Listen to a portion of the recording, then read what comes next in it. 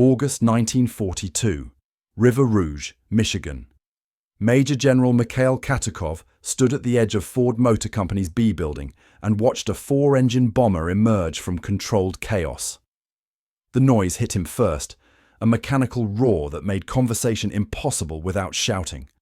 Pneumatic hammers, rivet guns, electric welding torches, the screech of metal against metal, all of it amplified by the enclosed space until the sound became physical pressure against his chest. The scale came next. The assembly line stretched beyond his sight line, disappearing into industrial haze 3/4 of a mile away. Overhead, cranes moved sections of aircraft fuselage as casually as a man might lift a suitcase.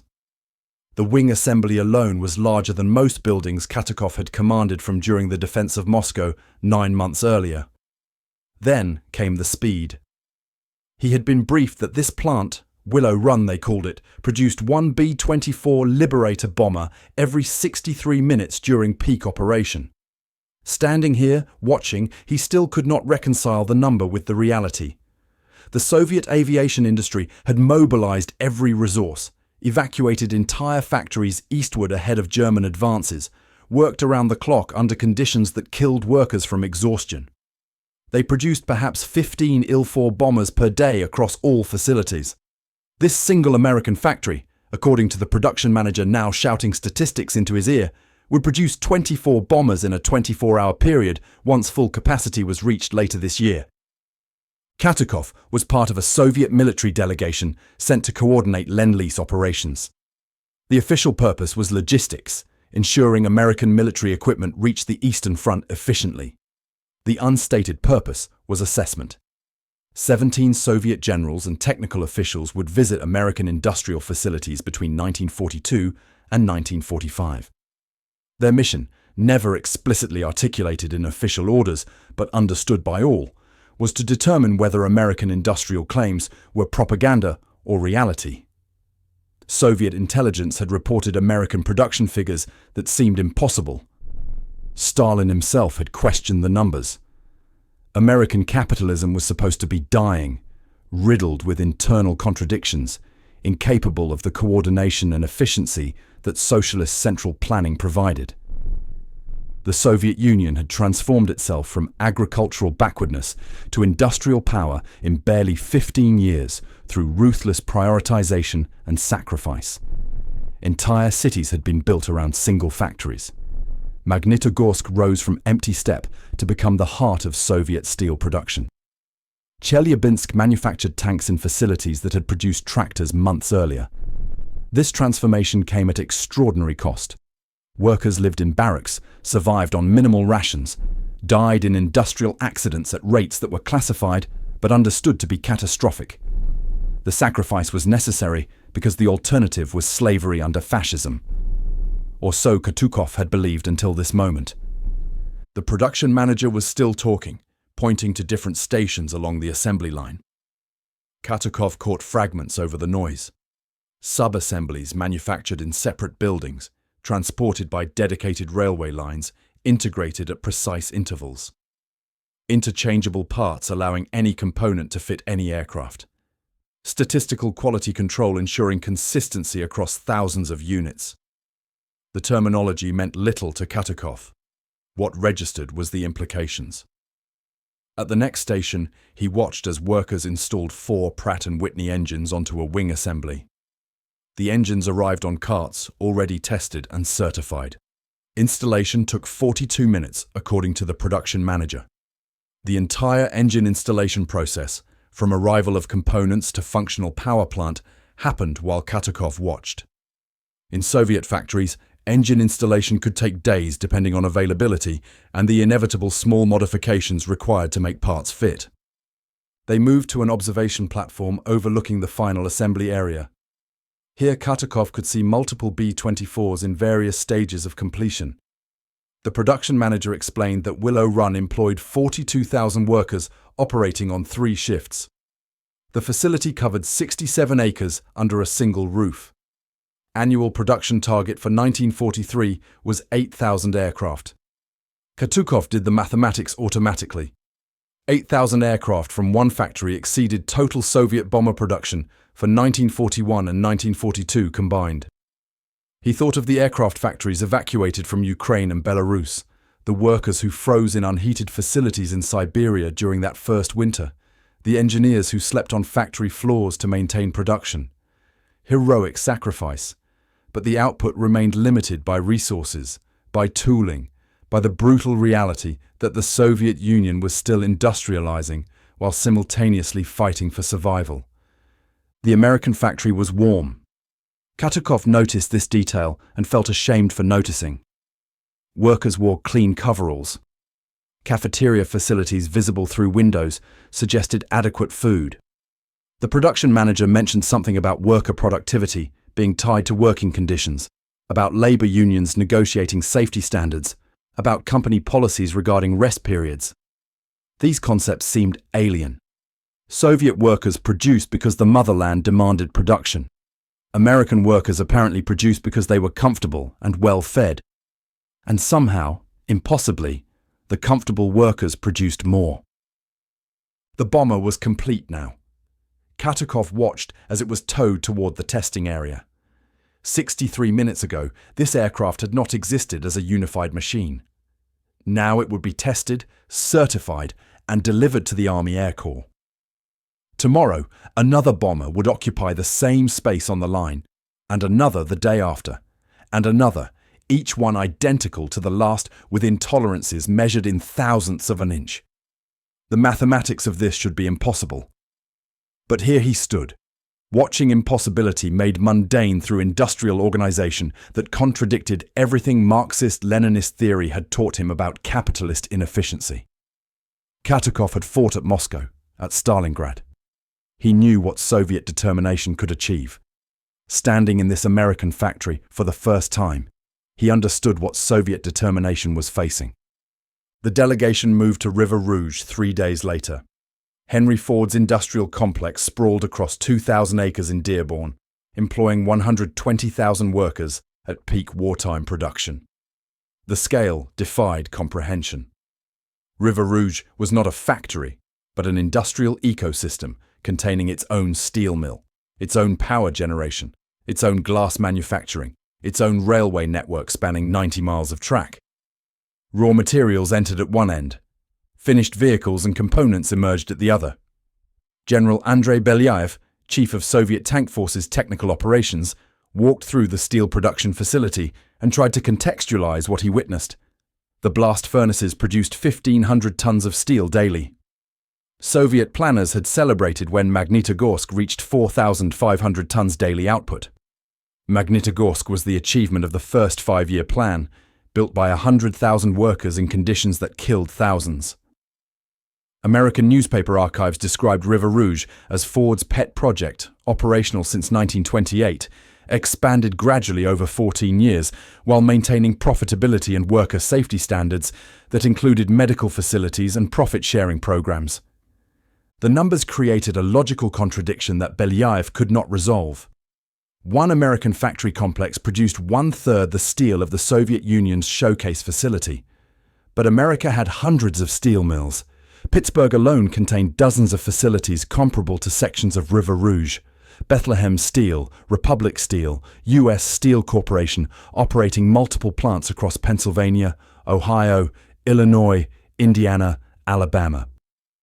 The production manager at River Rouge explained casually that American steel production for 1942 would reach approximately 86 million tons. Soviet steel production for the same year, Belyaev knew from classified State Planning Committee reports, would reach approximately 8 million tons if current quotas were met. The ratio was incomprehensible. 10 times the steel while fighting the same enemy across 2 oceans instead of one desperate front. They toured the assembly lines where military vehicles took shape. Jeeps moved past at the rate of 1 every 2 minutes. Trucks followed on adjacent lines, 6-wheeled transports that would carry Soviet infantry once they reached Murmansk through Lend-Lease channels. The production manager mentioned that Ford's total truck production for the war years would exceed 500,000 units. Belyaev thought of Gaz, the Gorky automobile plant. the Soviet Union's premier truck manufacturer. Gaz had produced perhaps 50,000 trucks in 1941 before the Germans advanced to within artillery range. The evacuation and reconstruction eastward had cost 6 months of production. Current output was recovering, but remained under 100 trucks daily across all Soviet facilities combined. The Americans were delivering 400,000 Studebaker and Dodge trucks to the Soviet Union through Lend-Lease. These foreign trucks represented more cargo capacity than the entire Soviet automotive industry had produced in its existence. From Detroit, the delegation traveled to Richmond, California. The Kaiser shipyards operated 7 shipways building Liberty ships and Victory ships on schedules that resembled automotive production more than traditional shipbuilding. Rear Admiral Lev Galla, Soviet Navy, stood at the edge of Richmond Shipyard No. 2 and watched the SS Robert E. Peary slide into San Francisco Bay. The ship had been laid down 4 days, 15 hours, and 29 minutes earlier. Galla had witnessed the keel laying personally, photographing the event with the camera provided by Soviet military intelligence for documentation purposes. He had the photographs developed at a commercial facility in San Francisco, paying with American dollars the State Department liaison had provided for incidental expenses. The photographs showed the empty shipway, the initial keel plates, the arrival of prefabricated sections. Now he photographed the completed vessel displacing 14,000 tons, 441 feet long, capable of carrying 10,000 tons of cargo. Galla had served in the Soviet Navy for 23 years. He understood ship construction. A Liberty ship was not a complex vessel by warship standards. Welded rather than riveted construction, standardized design, prefabricated components, diesel engines instead of turbines. The simplification enabled speed. But 4 days remained impossible by any shipbuilding doctrine Galla understood. Soviet shipyards in Leningrad had required months to build destroyers under ideal pre-war conditions. The emergency evacuation of shipbuilding capacity to the Caspian Sea had reduced output to nearly nothing. The Soviet Navy was receiving exactly 0 merchant ships from domestic production during the war years. The Americans had built 2,700 Liberty ships by war's end, according to the production briefing Galla had attended. 2,700 ships constructed faster than they could be sunk, even during the worst periods of the U-boat campaign. The arithmetic meant American shipyards were launching tonnage equivalent to the entire Soviet pre-war merchant fleet every 6 weeks. The Richmond facility alone employed 90,000 workers. Galla toured the prefabrication yards where ship sections were assembled like children's building blocks. Hull sections, deck sections, superstructure sections, all manufactured separately, transported to the shipways by crane, welded together in predetermined sequences. The technique was not revolutionary. Soviet engineers understood modular construction. The revolution was scale and execution. Kaiser operated 7 facilities in Richmond. Todd shipyards operated additional facilities. Bethlehem Steel built ships on the East Coast. Newport News Shipbuilding. Bath Iron Works. Dozens of shipyards operating simultaneously, each one launching vessels at intervals measured in days rather than months. That evening, Galla wrote his report for Moscow in his hotel room overlooking San Francisco Bay. He documented the production figures, the construction techniques, the workforce statistics. He attached the photographs. He struggled with the final paragraph, the assessment section, where he was expected to provide analysis and recommendations. What recommendation could he offer? The Soviet Union could not replicate this capacity. The industrial base did not exist. The resources were committed to immediate survival. The Germans were at Stalingrad. Every steel plate, every engine, every worker was allocated to maintaining the front. There was no slack capacity for building merchant fleets or expanding shipyards. The Americans had slack capacity measured in millions of tons and millions of workers. They built weapons while maintaining civilian economies that functioned normally by Soviet standards of abundance. Galla finally wrote that American industrial capacity exceeded intelligence estimates by a factor of 5 and recommended that future military planning account for American production capabilities that appeared unlimited by conventional economic constraints. The revelation came during a War Production Board briefing in Washington. Major General Mikhail Katukov sat in a conference room while an American colonel displayed maps showing industrial distribution across the United States. Each colored pin represented a major manufacturing facility. Aircraft production showed 16 primary manufacturers operating plants in California, Texas, Georgia, New York, Connecticut, Kansas, and a dozen other states. Katukov had toured Willow Run and assumed it was exceptional, perhaps America's single showcase facility meant to impress foreign visitors. The map revealed the truth. Willow Run was one of dozens. Boeing operated plants in Seattle producing B-17 bombers at comparable rates. Consolidated Aircraft in San Diego built B-24s alongside Ford's Michigan operation. Douglas Aircraft in California manufactured transport planes and dive bombers. North American Aviation, Republic Aviation, Grumman, Lockheed, each name on the map represented production capacity equivalent to entire Soviet industrial sectors. The American colonel recited statistics with the casual tone of a man reporting routine information. Total American aircraft production for 1943 would exceed 96,000 units. Fighters, bombers, transports, training aircraft, reconnaissance planes, all categories included. Soviet aircraft production, Katukov knew from State Planning Committee briefings, would reach approximately 35,000 units if every quota was fulfilled. The Americans produced nearly 3 times more aircraft while simultaneously building the ships to transport them, the trucks to move them on the ground, the fuel to fly them, the bombs they would carry. And they did this across an ocean, safe from enemy bombardment, in factories that operated without air raid interruptions or evacuation protocols. The map showed tank production next. Detroit converted automotive plants. The American Locomotive Company in Schenectady. Lima Locomotive Works in Ohio. Chrysler's Detroit Arsenal Tank Plant. Fisher Body in Michigan. Pressed Steel Car Company in Pennsylvania. Multiple facilities producing Sherman tanks, Stuart light tanks, tank destroyers, armored vehicles. Total American tank production through 1945 would reach 88,000 units. The Soviets would produce approximately 105,000 tanks during the same period. Here at least was Soviet superiority in a single category. But the context undermined any satisfaction. Soviet tank production represented total mobilization of every possible resource. Workers sleeping in factories, single facilities like Tankergrad in Chelyabinsk, producing thousands of T-34s under conditions that resembled medieval siege warfare. American tank production happened alongside continued automobile manufacturing, alongside truck production that exceeded Soviet output by factors of 10, alongside civilian goods production that the Soviet economy had completely abandoned. General Belyaev asked about the distribution pattern. In the Soviet Union, heavy industry concentrated in specific cities for efficiency and control. Stalingrad manufactured tractors and tanks. Leningrad produced artillery and ships. Gorky built vehicles. Kharkov made tanks until the Germans captured it. The concentration made sense under central planning doctrine. Resources flowed to designated centers.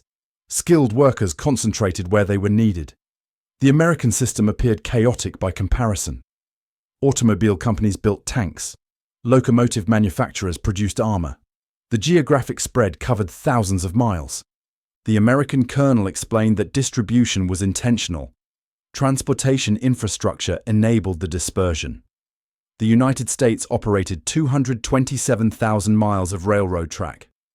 Soviet rail network covered 62,000 miles. American rail capacity allowed raw materials to reach factories anywhere in the nation and finished products to ship anywhere they were needed. Trucks supplemented rail transport. American truck production for the war years would total 2.4 million vehicles.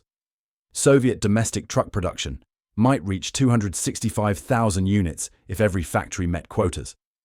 The ratio was approximately 10 to 1, the same ratio that appeared in steel production, in electricity generation, in almost every industrial metric the colonel presented.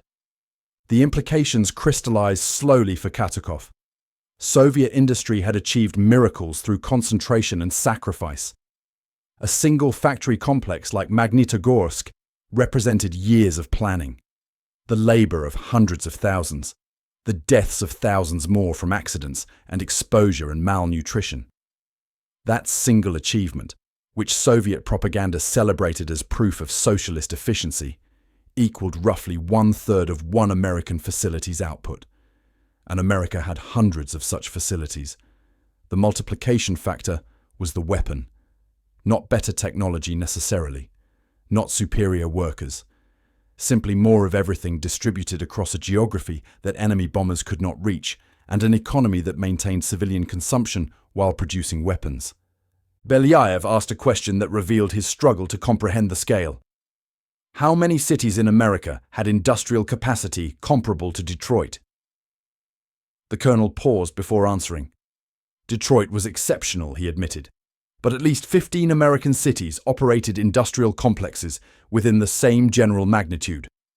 Pittsburgh for steel, Cleveland for machine tools, Chicago for everything from aircraft engines to field rations, Los Angeles for aircraft, Philadelphia for shipbuilding and manufacturing.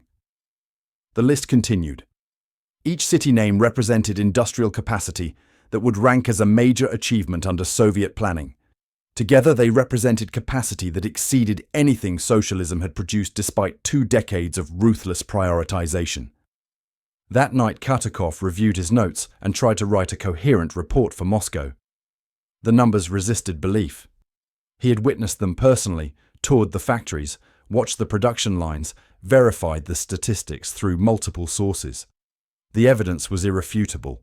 America could outproduce the Soviet Union by factors ranging from 3 to 10, depending on the category, and do it while maintaining living standards that exceeded Soviet peacetime consumption. The Soviet Union had transformed itself through sacrifice. America had transformed itself through abundance. Both systems worked, but one worked while feeding its population adequately and housing its workers in actual apartments rather than barracks.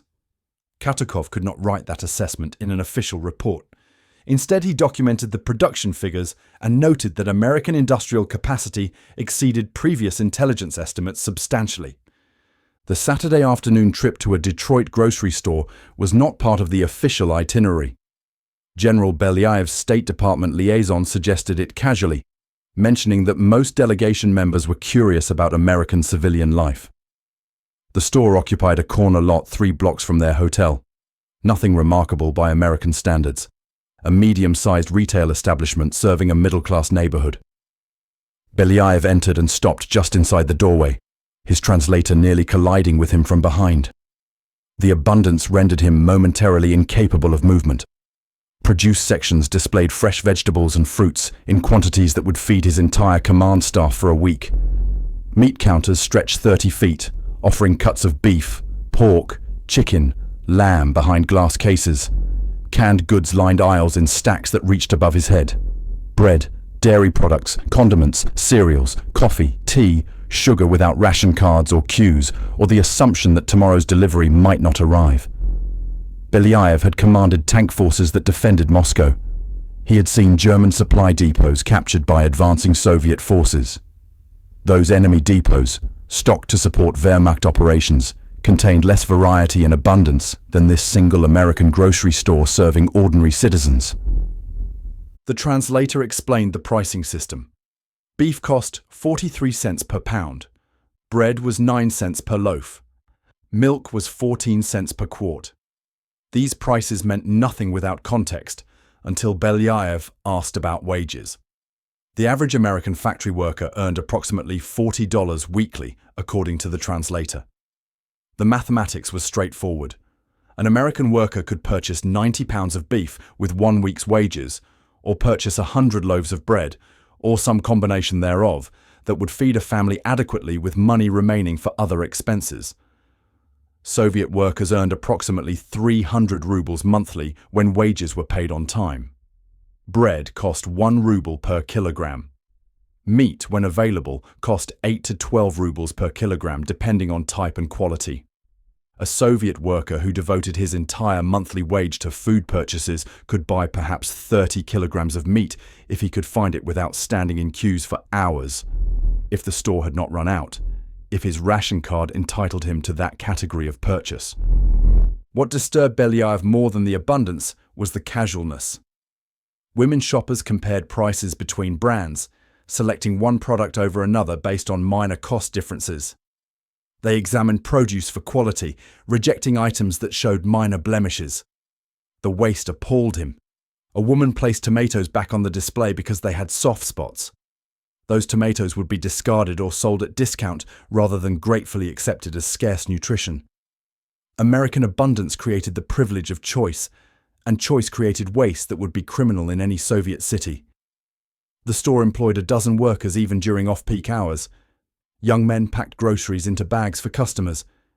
This task, which any Soviet citizen performed automatically, was specialized labor in America. The bags themselves represented excess. Heavy paper bags given freely with each purchase, discarded after single use. Soviet shoppers carried net bags from home, reused indefinitely because alternatives did not exist. The ideological crisis crystallized as Belyaev watched a mother with 2 children fill her shopping cart. The woman was not wealthy by American standards, according to the translator. Her husband worked in a factory, probably producing military equipment. Yet she selected items without apparent concern for cost, adding meat, fresh produce, canned goods, packaged bread, dairy products, a bag of candy for the children. The cart contained more food value than a Soviet family would consume in 2 weeks. She would return next week and purchase similar quantities again, because abundance was routine, because the stores restocked continuously, because American agricultural and industrial capacity ensured supply regardless of season or military crisis. Marx had predicted that capitalism would immiserate workers, that the contradictions of private ownership would create poverty and desperation. Standing in this grocery store while America fought a global war, Belyaev observed the opposite. Workers ate better during wartime than Soviet workers ate during peace. The delegation visited a Sears department store the following week. 4 floors of consumer goods available for purchase. No ration cards required for most items. Clothing, furniture, appliances, tools, sporting goods, toys, jewelry. The store was not empty. American civilians shopped as though no war occurred. They purchased items beyond basic necessity, selecting from multiple options, comparing features and prices, making consumer choices that assumed tomorrow would bring more abundance rather than less. The appliance section displayed refrigerators, electric stoves, washing machines, vacuum cleaners. The translator explained that production of these items had been curtailed for the war effort, but existing inventory remained available. Approximately 60% of American households owned refrigerators before the war. This statistic was incomprehensible. Refrigerators were luxury items in the Soviet Union, available only to senior party officials and exceptional workers who received them as awards. The idea that ordinary American families owned refrigeration as routine household equipment indicated wealth distribution that contradicted every principle of Marxist economic theory. Radio production continued throughout the war despite military priorities. American civilians purchased 13 million radio receivers during the war years. Soviet radio production focused entirely on military communications equipment. Civilian radio ownership remained minimal. Most Soviet citizens received news through factory loudspeakers and official announcements. Americans purchased personal radios for home entertainment and turned them off when programming became boring. The waste of resources for individual amusement while fighting a war defied Soviet understanding of proper mobilization. General Katukov attempted to reconcile observation with theory during evening discussions with other delegation members. Marxist-Leninism predicted that capitalist systems would collapse under the weight of their contradictions, that worker exploitation would intensify during crisis, that war would expose the fundamental weakness of societies built on private profit. Instead, American capitalism demonstrated resilience through abundance. Workers produced weapons while maintaining consumption standards that exceeded Soviet peacetime norms. The contradiction was not in capitalism, but in the theory that predicted its failure. No one articulated this conclusion explicitly. Such thoughts were dangerous even among trusted comrades. But the evidence surrounded them in every grocery store, every department store, every factory tour that showed workers eating subsidized cafeteria meals that would be considered adequate nutrition by Soviet standards.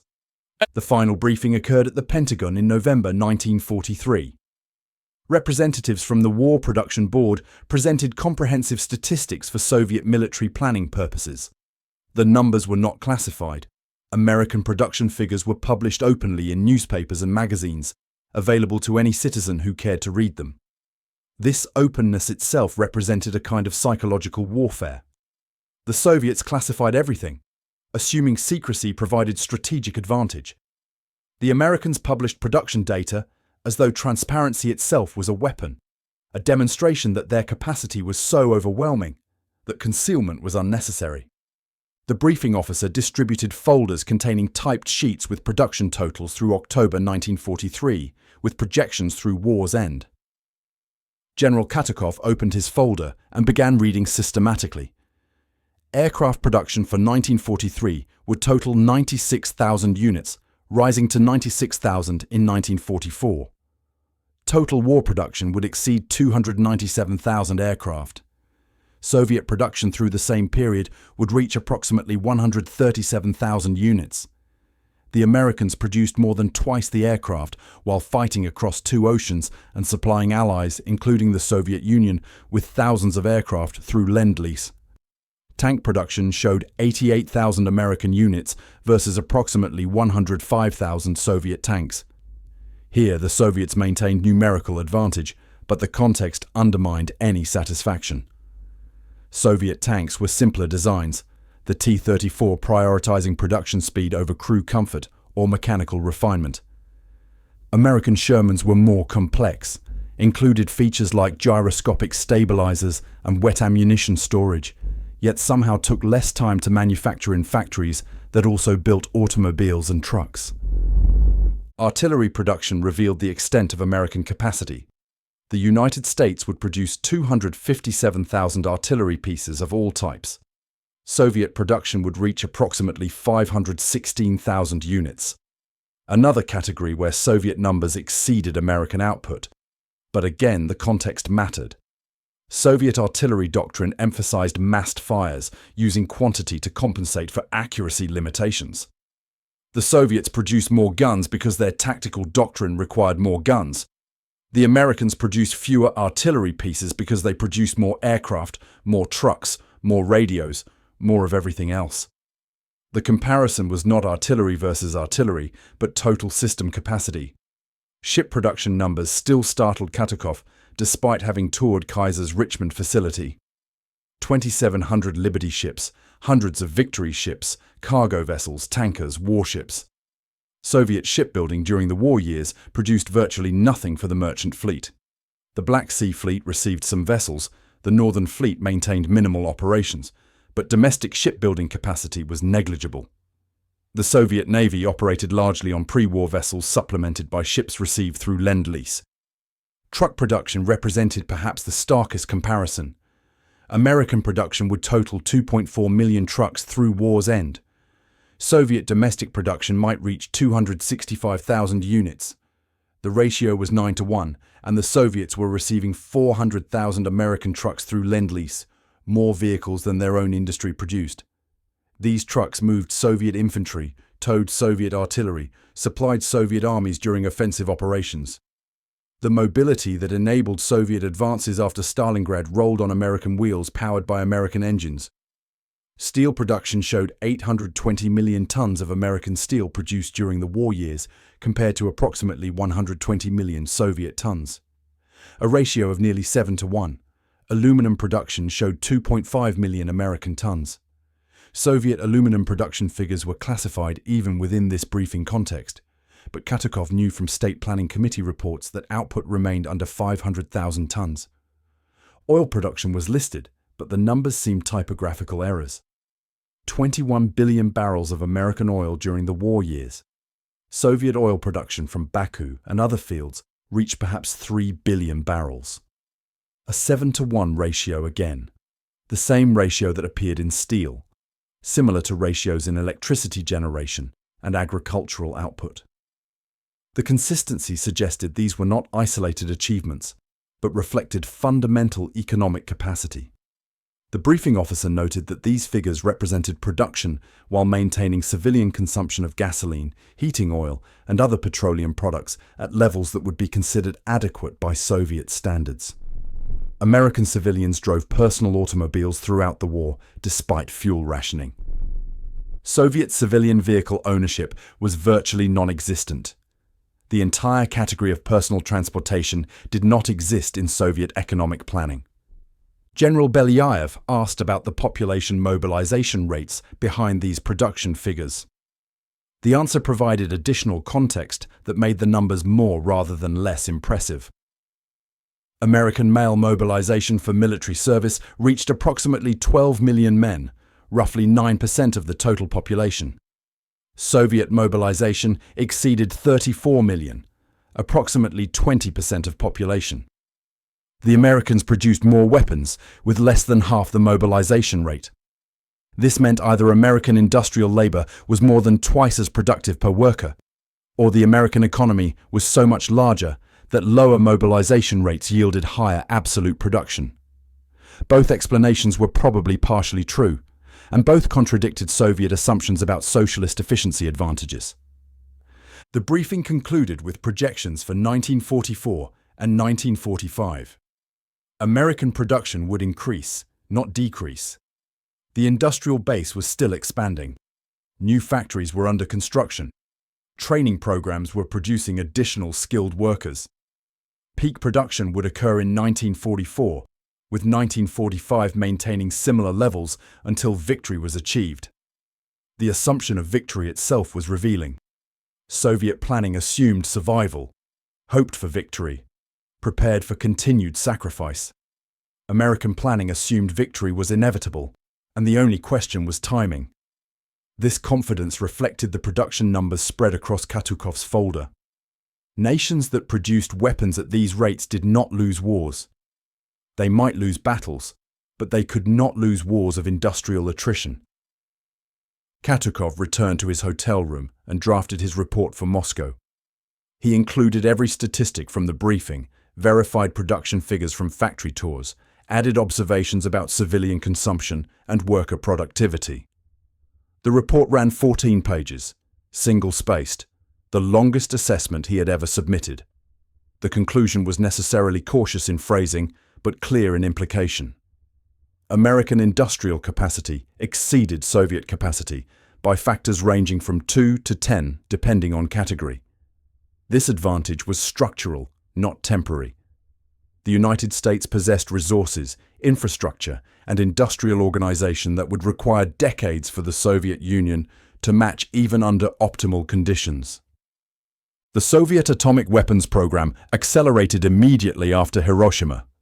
Stalin convened emergency meetings with senior military leadership in August 1945, demanding explanations for how America had achieved nuclear capability first. General Katukov attended those meetings, sitting silent while scientists and intelligence officials briefed on Manhattan Project estimates and uranium enrichment requirements. The unspoken context was the industrial capacity Katukov and other delegation members had witnessed 3 years earlier. If Americans could build bomber factories a mile long and Liberty ships in 4 days, they could obviously construct uranium enrichment facilities and plutonium production reactors on whatever scale physics required. The nuclear monopoly could not be allowed to stand. Soviet scientists received unlimited resources and priorities that superseded even military production. The first Soviet atomic test occurred in August 1949, earlier than American intelligence predicted, achieved through a combination of espionage and ruthless prioritization that diverted resources from civilian reconstruction. The nuclear program represented Soviet response to the fundamental problem identified during those wartime factory tours. The Soviet Union could not match American production capacity through conventional industrial competition. The geographic advantages were insurmountable. America possessed more territory, more natural resources, transportation infrastructure that enabled distributed manufacturing, and most critically, oceans that protected factories from enemy bombardment. Soviet industrial centers remained vulnerable. The next war, everyone understood, would be fought with atomic weapons and intercontinental delivery systems. Geography became less important when single weapons could destroy entire cities. Soviet military doctrine shifted accordingly, emphasizing asymmetric responses that leveraged different advantages. Large standing armies compensated for production gaps. Ballistic missiles and submarines provided nuclear delivery systems that circumvented American air defense advantages. The focus became achieving through technology what could not be achieved through production volume. General Katukov commanded Soviet tank forces during the post-war reorganization. His experience at River Rouge and Detroit influenced equipment decisions throughout the late 1940s. Soviet tank production had emphasized quantity over quality during the war years, accepting higher losses because replacement vehicles could be manufactured quickly. Post-war doctrine shifted toward more sophisticated designs that incorporated lessons from American manufacturing observed during delegation visits. The T-54 tank, introduced in 1946, showed American influence in standardized components and production line assembly techniques adapted to Soviet conditions. Katukov never publicly acknowledged this influence, but technical specifications and manufacturing protocols documented in State Planning Committee archives showed clear evolution from wartime simplicity toward American-style modular construction methods. Air Force General Sergei Rudenko, who had toured Boeing and Douglas facilities, became a primary advocate for Soviet strategic bomber development. His reports from 1943 described American heavy bomber production capacity and recommended that post-war Soviet aviation prioritize long-range strike capabilities. The Tupolev Tu-4, reverse-engineered from B-29 bombers that landed in Soviet territory during the war, reflected this priority. Soviet bomber development throughout the 1950s followed trajectories directly influenced by what Rudenko observed in American factories, attempting to achieve through design sophistication what could not be matched through production numbers. The doctrine of quantity having quality all its own, often attributed to Stalin, actually emerged from military analyses conducted by generals who understood they could not match American production. Soviet military planning through the Cold War decades consistently emphasized maintaining larger active duty forces, more tanks, more artillery, more tactical aircraft, compensating for American industrial advantages through sheer numerical superiority in deployed forces. This approach required maintaining universal conscription and peacetime military expenditures that consumed 25% of Soviet GDP compared to 6% American spending during comparable periods. The economic strain was unsustainable long-term, but appeared necessary given the production disparities documented in those wartime briefing folders. Marshal Georgy Zhukov published memoirs in 1969 after his reputation was partially rehabilitated following Stalin's death. The memoirs mentioned American Lend-Lease assistance briefly, noting that American trucks, aircraft, and supplies were helpful. This assessment was diplomatic understatement. Zhukov's private letters and diary entries, published after the Soviet collapse, revealed his actual assessment. He wrote that the Soviet Union could not have sustained offensive operations after 1943 without American logistics support, and that American industrial capacity was beyond anything Soviet planning had imagined possible. He specifically mentioned visiting American factories during coordination meetings and realizing that Soviet propaganda about capitalist weakness was completely disconnected from observable reality. Katukov published his own memoirs in 1974. The book described combat operations in detail, but mentioned the American factory tours only briefly, noting that American military production was impressive and that cooperation between allies was essential for victory. Katukov died in 1976 without publishing more detailed accounts. His personal papers, archived in Soviet military records and partially declassified after 1991, contained more candid assessments. Notes from 1943 described River Rouge as producing more vehicles than all Soviet facilities combined. Margin comments on briefing documents questioned how socialism could claim superiority when capitalism demonstrably outproduced Soviet industry by factors of 5 to 10 across all categories. These thoughts remained private during his lifetime, expressible only in papers locked in safes, dangerous even to speak aloud among trusted comrades. The Soviet Union maintained the facade of rough equivalence with American power for 45 years after those generals returned from their factory tours. Nuclear weapons provided strategic parity that conventional forces could not achieve. Missiles compensated for bomber production gaps. Submarines countered carrier battle groups. Large standing armies in Europe balanced American technological advantages. The system worked for decades, sustained by centralized control and resource extraction from satellite states. But the fundamental imbalance identified in 1943 never closed. American industrial capacity continued exceeding Soviet output while maintaining consumer living standards that improved steadily. Soviet living standards stagnated, then declined during the 1980s as military spending consumed resources needed for civilian infrastructure. When the Soviet Union collapsed in 1991, analysts identified multiple causes: ideological exhaustion, economic stagnation, nationalist pressures, leadership failures. But underlying all these factors was the reality those generals observed in 1943. Soviet socialism could not produce abundance comparable to American capitalism. The system achieved remarkable feats through mobilization and sacrifice, but ultimately could not compete with an economy that generated wealth while maintaining individual freedoms and consumer choice. The generals who toured American factories understood this 48 years before the official acknowledgement. They watched B-24 bombers roll off assembly lines every 63 minutes and knew they were witnessing power that Soviet planning could not replicate. They returned home and built nuclear weapons because industrial competition was unwinnable. The Cold War was the 50-year consequence of production statistics compiled in Pentagon briefings during 1943.